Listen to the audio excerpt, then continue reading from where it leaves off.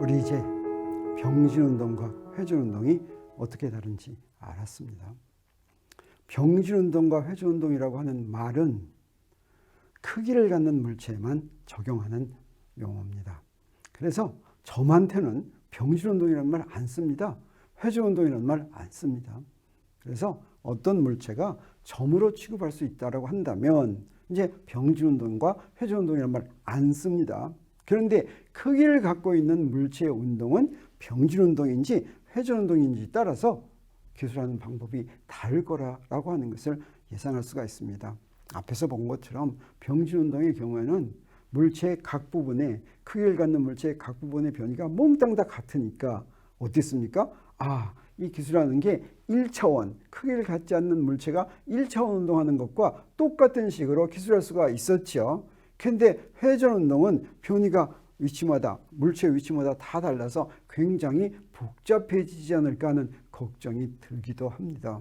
그런데 어떻습니까? 물리에서는, 물리학자들은 좀 복잡해지는 것 같으면 항상 새로운 물리량을 가지고 이것을 간단하게 만들었다고 했죠. 그래서 순수한 회전운동을 할 때는 어떻게 하느냐? 자, 여기에 병진운동과 회전운동이 있는데 이것을 기술할 때 어떻게 하느냐 하면 사실은 회전운동을 이제 기술하기 위해서 우리가 새로 다른 걸 배우지 않아도 좋습니다. 병진운동을 기술할 때 사용했던 식들을 전부 다 갖다 쓸 수가 있습니다. 우리가 7강까지 배웠던 그 식들을 전부 다 갖다 쓸 수가 있다라고 하는 것입니다. 그래서 병진운동을 기술할 때는 회전운동을 기술할 때는 병진운동을 기술한 것과 똑같은 식으로 한다. 그러면 근데 여기서 회전운동에서 해야 될 건 뭐냐면 병진운동을 기술하는 데 사용한 물리량에 대응하는 회전운동의 물리량을 대신 사용합니다. 병진운동의 식은 갖다 쓰는데 그때 물리량은 병진운동 때의 물리량을 쓰는 게 아니라 회전운동 때의 물리량을 씁니다. 그래서 이렇게 대응을 시켜야 됩니다. 그 말이 도대체 무슨 말일까? 물리량마다 병진운동을 기술하는 물리량에 대응하는 회전운동의 물리량이 있다라고 하는 거예요. 그걸 찾아내면 바꿔놓기만 하면 됩니다. 그런데 여기서 또 하나 좋은 것은 뭐냐면 시간과 에너지, 여기서 에너지에 해당하는 것은 운동 에너지, 포텐셜 여러 가지가 있죠. 모든 에너지 1까지 시간과 1 에너지 이것은 병진운동이나 회전운동에서 똑같이 사용됩니다. 다른 양으로 바꿀 필요가 없어요. 그렇지만 시간과 에너지를 제외한 다른 모든 물리량은 병진운동에서 이용된 물리량에 해당하는 회전운동의 다른 물리량을 반드시 찾아내야지만 됩니다. 그래서 이걸 나는 뭐라고 얘기하냐면 병진운동에서 회전운동으로 번역한다 이렇게 얘기합니다. 번역할 때는 그 번역할 때 단어 대 단어로 맞는 단어를 잘 찾아내야 되겠죠. 잘 못 찾아내면 그때 번역이 좀 이상하게 되겠습니다. 그래서 병진운동은 어떤 운동입니까? 변이가 다 모든 부분의 변이가 다 똑같은 운동이죠. 근데 회전운동은 어떤 운동입니까? 모든 부분의 회전각이 다 똑같은 운동입니다. 그러면 여기서 변이를 번역하면 어떤 게 될 거라고 생각할 수가 있겠어요. 그래서 병진운동을 기술하는 물리량에 대응하는 회전의 물리량을 찾는데 이때 어떻게 찾은다면 어떻게 하냐면 아까 설명한 걸 다시 한번 정리합니다. 병진운동을 기술하는 공식에서 물리량을 회전운동 물리량으로 바꿔놓기만 하면 그러면 회전운동을 기술하는 공식이 된다라고 하는 것이에요. 이때 가장 기본적인 게 뭐냐면 위치 X를 표시하는 건 뭡니까? 각세타입니다. 각세타. 그래서 이런 것들을 쭉 찾아내면 이런 거예요. 자, 병진운동과 회전운동 가장 기본적인 번역을 먼저 하겠습니다. 그러면 시간과 에너지는 일단 똑같이 사용한다. 1도 똑같이 사용하는 거예요. 그 다음에 위치 대신에 뭘 씁니까? 회전운동에서는 각을 쓴다. 그러면 그 다음에 변이 대신은 뭘 쓰겠어요? 변이 대신에는 회전각을 쓴다. 당연하죠. 자, 위치인데 나중 위치에서 처음 위치를 뺀 게 변이라면 자, 위치 대신에 각을 썼으니까 나중 각에서 처음 각을 뺀 게 바로 뭐겠습니까? 회전각이죠. 그러면 속도는 어떻게 될까? 속도는 변이를 시간으로 나눈 것인데 시간은 똑같은 걸 쓴다고 그랬죠. 시간 똑같은 걸 쓰니까 우리 이걸 번역하면 델타 X는 델타 세타로 번역하면 되겠어요. 그다음에 델타 T는 그대로 쓰면 됩니다. 그리고 델타 T분의 델타 세타가 회전운동에서 무엇이라고 정의가 되냐면 각속도라고 정의가 됩니다. 이것처럼 새로 번역을 하는데 두 개는 알고 하나를 모를 때는 그 두 개 가지고 새로운 것을 이렇게 정의할 수 있다라고 하는 것을 우리가 알 수가 있습니다. 그 다음에 또 뭐가 있겠습니까? 운동을 기술하는 물리량에는 위치, 변위, 속도, 가속도 이렇게 네 가지가 있었죠. 우리 앞에서 제 3강에서 배웠습니다. 네, 이랬을 때 회전 운동에서는 그것에 대응하는 것들이 뭐냐면 각, 회전각, 각속도, 그 다음에 각가속도가 됩니다. 그러면 각가속도는 어떻게 번역된 것이냐면 델타 V는 델타 오메가였으니까 각속도의 차이니까 그 각속도의 차이를 시간으로 델타 T로 나누는데 시간 간격으로 나누는데 시간 간격은 어떻습니까? 병진 운동이나 회전 운동 똑같은 거 쓴다고 그랬죠. 이렇게 해서 회전 운동의 네 가지 운동을 기술하는 물리량 번역하는 거 기본적으로 이렇게 바로 알게 됐습니다. 그러면 이런 걸 이용해서 우리가 등가속도 운동을 하면 그때 등가속도 운동 공식이 있었죠. 그 등가속도 운동 공식을 똑같이 갖다 쓸 수가 있는데 똑같은 식인데 어떻게 한다는 것입니까? 네, 번역만 한다고 하는 것입니다.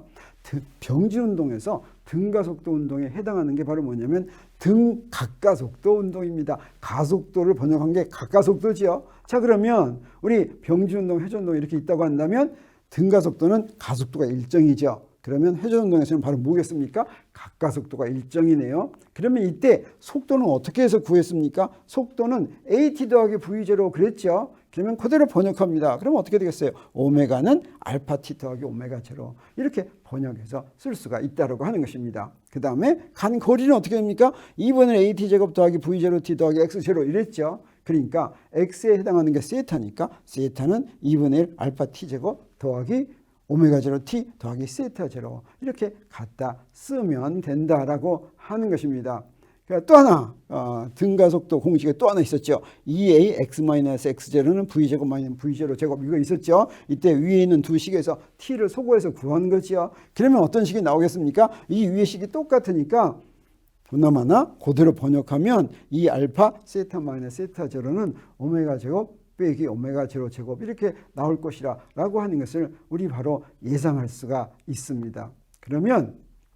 그런데 우리 각의 경우에는 단위를 뭘 썼냐면 라디안을 썼는데 우리 앞에서 제 3장에서 했던 거 잠깐 복습하도록 하겠습니다. 각이 여기 반지름이 아닌 원이 있다면 각은 어떻게 정의가 되냐면 그때 원호 L을 자르는 각, 이 각은 어때요? 큰 각이나 작은 각이나 다 같죠. 그래서 이 각은 어떻게 정의가 됐습니까? 각은 원호를 반지름으로 나눈 거였습니다. 그래서 이게 조금 작은 원호면 그 반지름이 작아지죠. 이 값은 항상 일정합니다. 그리고 이 각의 단위를 라디안이라고 이렇게 붙였는데 사실은 이게 길이를 길이로 나눈 것이니까 단위를 붙이지 않아도 되죠. 길이를 길이로 나눴으니까 차원이 없습니다. 차원이 없으면 단위 없어도 상관이 없지만 이게 지금 각을 표시하려고 한다라고 하는 걸 알기 위해서 그냥 라디안이라는 단위를 붙였다고 했습니다. 그래서 우리가 보통 물리량을 계산할 때 여기서 이놈을 이렇게 L은 R 세타 이렇게 계산을 하면 그때 L은 R 세타 하면 이때 단위도 같이 계산하죠. 그럼 이거 단위 계산하면 L은 이 길이는 미터 곱하기 라디안 이래야 될 것 같지만 라디안은 사실은 없는 거나 마찬가지니까 안 써도 된다. 또 속도를 속력을 반지름 곱하기 각속도 이렇게 했을 때도 마찬가지로 라디안이라는 단위는 그냥 없는 것처럼 된다라고 하는 거 우리가 알았었습니다. 그래서 각속도는 이제 어떻게 된 거냐면 자 세타인데 이놈이 이렇게 좀 세타가 더 이렇게 커졌습니다. 이걸 델타 세타라고 한다. 델타 L이라고 하면 델타 세타는 어떻게 됐습니까? 이때 각속도는 델타 T분의 델타 세타인데 여기서 이 질량이 델타 L만큼 가는데 가는 속력은 V죠. 그랬을 때 우리 오메가는 델타 T분의 델타 세타니까 이걸로부터 우리 뭘 알 수가 있냐면 오메가는 델타 T분의 델타 세타에다가 이 델타 세타를 집어넣습니다. 그러면 델타 T분의 델타 L이 되는데 이게 바로 R분의 V다. 그래서 우리 회전 운동이나 원운동에서는 반드시 이게 속력은 각속도 곱하기 반지름과 같다라고 하는 거 우리 잘 알고 있습니다. 한 번 더 이제 이거 잘 알아야 되겠어요. 회전 운동할 때 이게 이제 이용이 됩니다. 이거는 어디서부터도 알 수가 있었냐면 우리 뭐였습니까? 우리 3강에서 뭐였냐면 위치 벡터를 극좌표기로 표현했을 때 위치 벡터를 극좌표기로 표시하면 위치 벡터는 어떻게 됐습니까? R 곱하기 R 해시였죠. 근데 변이 벡터는 이거 한번 미분한 것이었어요. 우리 생각나죠? 그래서 RR 해설 미분하면 그때 앞에 거 미분하고 뒤에 거 미분하는데 이때 뒤에 거 미분한 거 이게 바로 뭡니까? 단위 벡터를 미분한 게 이거 0이 아니죠. 왜냐하면 바뀌면 R이 바뀌면 어떻습니까? R 햇도 바뀌기 때문에 이게 뭐와 같았냐면 R D 세타 세타 햇 이랬습니다.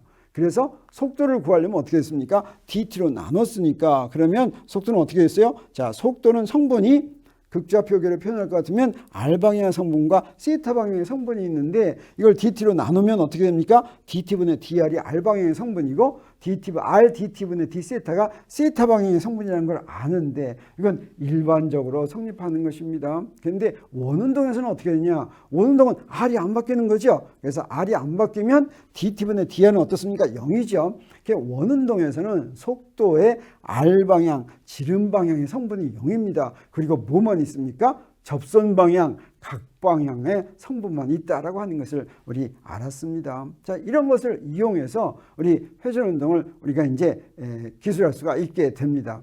정리할 것 같으면 이렇습니까? 이렇습니다. 병지 운동과 회전 운동은 서로 번역만 해가지고 하는데 번역하려면 어떻게 해야 됩니까? 먼저 병지 운동에 해당하는 물리량이 회전 운동에서는 무엇인가 하는 것을 알아야지 되는데 우리 앞에서 배운 것처럼 운동을 기술하는 물리량 4개는 자명하죠. 우리 잘 알 수 있죠. 뭡니까? 위치는 각에 해당하고 변이는 회전각에 해당하고 그 다음에 속도는 각속도에 해당하고 가속도는 각가속도에 해당했습니다. 자, 이런 거 가지고 우리 이제 번역을 할 텐데 우리 다른 물리량 병지 운동에서 나오는 다른 물리량 예를 들어서 질량 같으면 어떻습니까? 회전 운동에서 번역하면 어떻게 되겠습니까? 네, 질량은 가장 기본적인 거니까 회전 운동에서도 역시 질량이겠죠? 라고 얘기하면 안 된다라고 하는 것입니다. 앞에서 얘기했습니다. 뭐하고 뭐만 같다고 그랬어요? 시간과 에너지만 같다고 하는 거죠. 그래서 회전 운동에 대한 공식은 병진 운동에 대한 공식을 번역해서 사용하는데 뭐하고 뭐만 시간과 에너지만 변하지 않고